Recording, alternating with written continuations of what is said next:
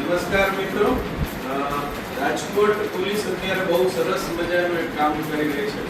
દરેક police station જે તે એરિયા મુજબની શાળાઓમાં જઈ અને વ્યસન મુક્તિ અભિયાન અંતર્ગત ખૂબ સરસ કામગીરી કરી રહી છે. વિદ્યાર્થીઓ વ્યસનથી દૂર થાય એ માટે આ ખૂબ વાસ્તવિક સ્થિતિ માટે આ જરૂરિયાત છે. ત્યારે માનવીય પોલીસ સ્ટેશનમાંથી દિગ્વિજય સર ગઢવી સાહેબ પોલીસ કોન્સ્ટેબલ છે, એ આપણે આ શાળા આવ્યા છે, એમને આપણે તાલીઓથી આભાર.